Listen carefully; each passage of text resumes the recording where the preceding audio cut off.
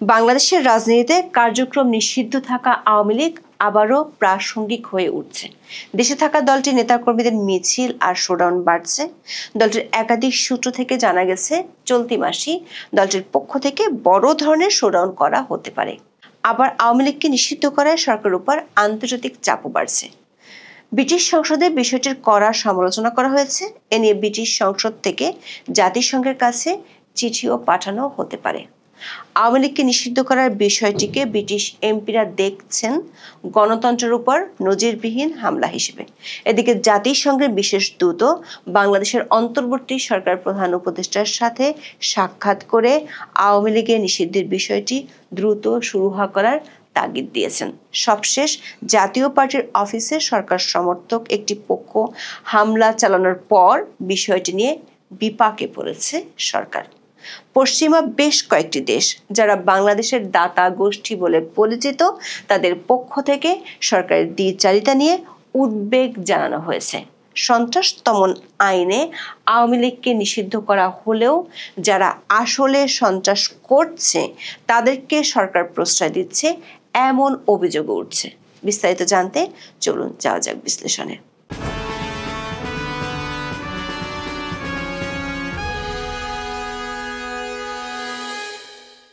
বাংলাদেশের ভোটের রাজনীতি ছিল মূলত দুই দল কেন্দ্রিক। এর একটি আওয়ামী লীগ ও অন্যটি বিএনপি। 1991 সাল থেকে 2008 সাল পর্যন্ত বাংলাদেশে নির্দলীয় সরকারের যে 4টি অবাধ ও সুষ্ঠু এবং অন্তর্ভুক্তিমূলক নির্বাচন হয়েছে, সেই নির্বাচনগুলোতে আওয়ামী লীগ এবং বিএনপি সবচেয়ে বেশি ভোট পেয়েছে। বিএনপি সর্বোচ্চ 2001 সালে প্রায় 41% ভোট পেয়েছিল, আর আওয়ামী লীগ সর্বোচ্চ 49% ভোট পেয়েছিল 2008 সালের নির্বাচনে। 1991 সাল থেকে আওয়ামী ও বিএনপির ভোট ওঠানামা করলেও জামায়াতে ইসলামী এবং জাতীয় পার্টির ভোট ব্যাংক কমতি দেখা গেছে। আর এই সময়টাতে নতুন যে দলগুলোর জন্ম হয়েছে তাদের কেউ নিজেদের অস্তিত্ব সেভাবে জানান দিতে পারেনি। কিন্তু 15 বছর দেশ শাসনের পর গত বছরের 5ই আগস্ট আওয়ামী লীগের জন্য দৃশ্যপট পুরোপুরি পাল্টে যায়। প্রথমে অধ্যাপক ইউনূসের অন্তর্বর্তী সরকার পক্ষ থেকে দল নিষিদ্ধ করা হবে না বলে মত দেওয়া হয়েছিল, কিন্তু সরকারি মিত্রদের চাপের মুখে চলতি বছরের 12ই মে আওয়ামী লীগকে নিষিদ্ধ করা হয়। আকস্মিক রাজনৈতিক সিদ্ধান্ত হলেও সরকার এর জন্য আইন সংশোধন করেছিল। 2025 সালের 12ই মে প্রকাশিত গেজেটে 2009 সালের সন্ত্রাস বিরোধী অধ্যাদেশের একটি গুরুত্বপূর্ণ সংশোধনের মাধ্যমে রাজনৈতিক দল বা সংগঠনের কার্যক্রম নিষিদ্ধ করার বিধান যুক্ত করা হয়। এর আগে বাংলাদেশের রাজনৈতিক দল বা সংগঠন নিষিদ্ধ করার জন্য 1974 সালের বিশেষ ক্ষমতা আইন এবং 1978 সালের পলিটিক্যাল পার্টিস অর্ডিন্যান্সের মতো আইন বিদ্যমান ছিল। অন্তর্বর্তী সরকারের আইন উপদেষ্টা ডক্টর আসিফ নজরুল নিজেই স্বীকার করেছিলেন যে দল নিষিদ্ধ করার জন্য অন্যান্য আইনও ছিল। এরপরও নতুন করে সন্ত্রাস বিরোধী আইনের অধীনে এই সংশোধনী আনা হয়েছিল, কিন্তু সরকার এই কৌশল এখন সরকারের মিত্রদের জন্য বুমেরাং হয়ে গেছে। সম্প্রতি এক সপ্তাহের মধ্যে গণ অধিকার পরিষদের নেতাকর্মীরা জাতীয় পার্টির অফিসে 3 বার হামলা, ভাঙচুর ও আগুন লাগিয়েছে। সবশেষ 5 সেপ্টেম্বর জাতীয় পার্টির অফিসে পুলিশের সামনে আগুন লাগানো হয়। জাতীয় পার্টির পক্ষ থেকে 24 ঘন্টার মধ্যে গণ অধিকার পরিষদের বিরুদ্ধে ব্যবস্থা নেওয়ার দাবি জানানো হয়। সূত্রগুলো বলছে, বাংলাদেশের দাতা গোষ্ঠী বলে পরিচিত পশ্চিমা বেশ কয়েকটি দেশের রাষ্ট্রদূতের পক্ষ থেকে বিষয়টি নিয়ে সরকারের কাছে উদ্বেগ জানানো হয়েছে। রাজনৈতিক কৌশল হিসেবে সন্ত্রাসী কর্মকাণ্ডের অভিযোগ এনে আইন সংশোধন করে আওয়ামী লীগকে নিষিদ্ধ করা হলো, কিন্তু সরকারের মিত্ররা পুলিশের সামনে অন্য রাজনৈতিক দলের কার্যালয় জ্বালিয়ে দিচ্ছে, এমন পরিস্থিতিতে সরকার নীরব দর্শকের ভূমিকা পালন করেছে। এ নিয়ে দুটি দূতাবাসের পক্ষ থেকে সরকার উচ্চ মহলে 6 সেপ্টেম্বর ব্যাখ্যা জানতে চাওয়া হয়েছে। সূত্রগুলো বলছে, আগামী কয়েকদিনের মধ্যে এ বিষয়ে রাষ্ট্রদূতদের পক্ষ থেকে আনুষ্ঠানিকভাবে সরকারকে জানানো হবে। এরই মধ্যে আওয়ামী লীগের উপর নিষেধাজ্ঞা এবং বাংলাদেশের সামগ্রিক রাজনৈতিক পরিস্থিতি নিয়ে আন্তর্জাতিক মহলের উদ্বেগ স্পষ্ট। ব্রিটিশ পার্লামেন্টে এ নিয়ে আলোচনাও হয়েছে। এতটা দীর্ঘ আলোচনা হয়েছে যে অনেকে মনে করছেন এটি একটি শক্তিশালী আনুষ্ঠানিক বার্তা।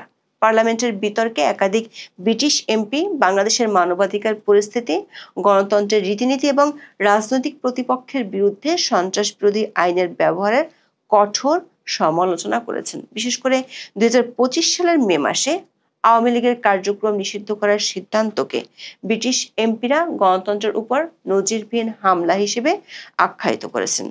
এই ধরনের মন্তব্য থেকে বোঝা যায় আন্তর্জাতিক সম্প্রদায় বাংলাদেশের অভ্যন্তরীণ ঘটনাগুলোকে শুধু পর্যবেক্ষণের মধ্যে সীমাবদ্ধ রাখছে না, বরং তাদের মূল্যায়নকে আনুষ্ঠানিকভাবে প্রকাশ করছে। ব্রিটিশ সরকার, বিশেষ করে foreign Commonwealth and development office বা এফসিডিও, বাংলাদেশের রাজনৈতিক স্থিতিশীলতা ফিরিয়ে আনতে একটি নির্দিষ্ট সময়সীমার মধ্যে অবাধ, সুষ্ঠু ও অন্তর্ভুক্তিমূলক নির্বাচনের উপর গুরুত্ব দিয়েছে।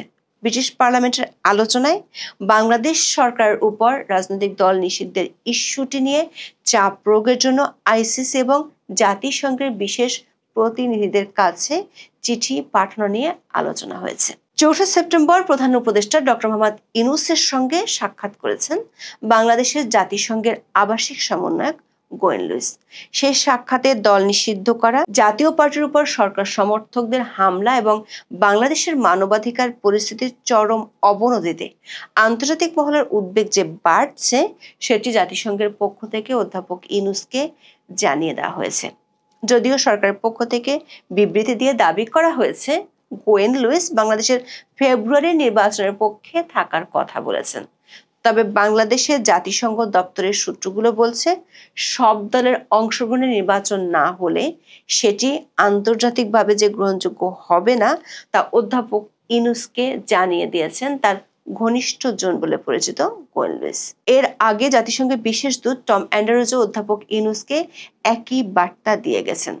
দেশের বাইরের চাপের মধ্যে আওয়ামী লীগ ইস্যুতে দেশের ভেতরের পরিস্থিতি নিয়ে চিন্তিত অধ্যাপক ইউনূসের ঘনিষ্ঠ কয়েকজন উপদেষ্টা। 5 সেপ্টেম্বর রাজধানীর 3টি স্থানে আওয়ামী লীগ ও অঙ্গ সংগঠনগুলো মিছিল করেছে। ঢাকার বাইরে 2 জায়গায় মিছিল করেছে। সরকারের জন্য উদ্বেগের বিষয় হলো, আগে ঝটিকা মিছিল হতো, কিন্তু শুক্রবারের মিছিলগুলো ঝটিকা আর ছিল না। এমনকি পুলিশকে দেখে আগের মতো আওয়ামী লীগের নেতাকর্মীরা দৌড়ে পালায়নি। সরকারের কয়েকজন উপদেষ্টা এ নিয়ে মন্ত্রীপাড়ায় 5 সেপ্টেম্বর বৈঠকও করেছেন। সরকারের কাছে জমা পড়া গোয়েন্দা রিপোর্ট অনুযায়ী আওয়ামী লীগের মিছিলের বহর আরও বাড়বে। এরই মধ্যে বেশ কয়েকবার বড় আকারে ধরপাকড় করেও দলটির নেতাকর্মীদের দমাতে পারছে না সরকার। সরকারের দুশ্চিন্তা হলো, ঢাকার বাইরে স্থানীয় পর্যায়ে এ ধরনের মিছিলের সংখ্যা বাড়লে পরিস্থিতি সামাল দেওয়া কঠিন হবে। বিশেষ করে গত 1 সপ্তাহে মিছিলের সংখ্যা ও বহর বাড়তে থাকায় ভাবনায় পড়েছে সরকারের একটি পক্ষ। আওয়ামী লীগ যাতে নির্বাচনে অংশ নিতে না পারে, তার জন্য সরকার এরই মধ্যে বেশ কিছু ব্যবস্থা নিয়েছে। আরো 1 দফা আইসিটি আইনে সংশোধনী আনা হয়েছে।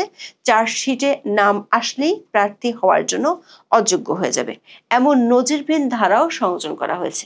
গণপ্রতিনিধিত্ব আদেশ সংশোধন করা হচ্ছে। অনলাইনে যাতে নমিনেশন জমা দিতে না পারে সে ব্যবস্থাও নেওয়া হচ্ছে। কিন্তু সরকার এসব উদ্যোগ সত্ত্বেও আওয়ামী লীগের সাংগঠনিক তৎপরতা বাড়ছে। বিশেষ করে দলটির প্রথম সারির কোনো নেতাই দেশে নেই। দ্বিতীয় সারির বহু নেতাও পলাতক।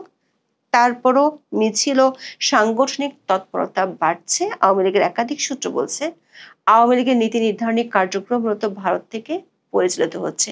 দলটি আন্তর্জাতিক যোগাযোগ এরই মধ্যে বাড়িয়েছে, আইনি ফার্ম নিয়োগ দিয়েছে। লন্ডনের ডাউটি স্ট্রিট এরই মধ্যে জাতিসংঘের কয়েকটি সংস্থার কাছে চিঠি দিয়েছে। এখন সংগঠনটি দেশের অভ্যন্তরে তাদের সাংগঠনিক শক্তি ও তৎপরতার শোডাউন করতে চায়। জাতীয় পার্টির উপর হামলার ইস্যুকে কেন্দ্র করে দলটির তৎপরতা বাড়লে সেটি আন্তর্জাতিক পক্ষগুলোর সমর্থন আদায়ে সহজ হবে। বাংলাদেশের রাজনীতি এখন এক গুরুত্বপূর্ণ সন্ধিক্ষণে দাঁড়িয়ে।